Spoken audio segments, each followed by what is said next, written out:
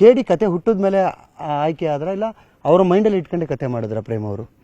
ಇಲ್ಲ, ನನಗೆ ಧ್ರುವನ್ ಕನ್ನಡ ಮೊದಲಿಂದನೂ ಇಷ್ಟ ನನಗೆ. ಯಾಕೆಂದರೆ ನನಗೆ ಚಿರು ಯಾವಾಗಲೂ ಹೇಳ್ತಿದ್ದೆ, ನನಗೆ ಚಿರು ತುಂಬ ಕ್ಲೋಸು ಧ್ರುವಂಗಿನ್ನ ಫಸ್ಟು.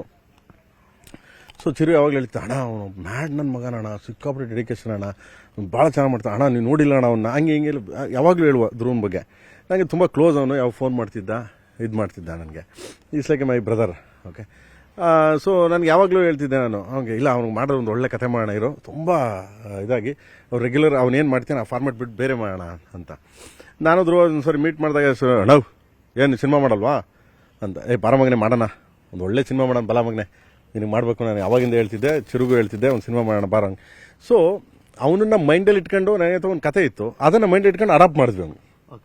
ಯಾವುದೇ ಆಗಲಿ ಒಂದು ಕತೆಗೆ ಒಂದು ಒಳ್ಳೆ ಕತೆ ಸಿಕ್ಕಿದಾಗ ಸೊ ಏನೇನು ಪೊಟೆನ್ಷಿಯಲ್ ಇದೆ, ಏನೇನಿದೆ, ಧ್ರುವನಲ್ಲಿ ಇದೆಲ್ಲ ಇದೆ. ಸೊ ನಾವೇನು ಮಾಡ್ತೀವಿ, ಅದನ್ನು ಅಡಾಪ್ಟ್ ಮಾಡೋಕ್ಕೆ ಸ್ಟಾರ್ಟ್ ಮಾಡ್ತೀವಿ. ಸೊ ಹಂಗೆ ಶುರುವಾಗಿದ್ದು ಅದು.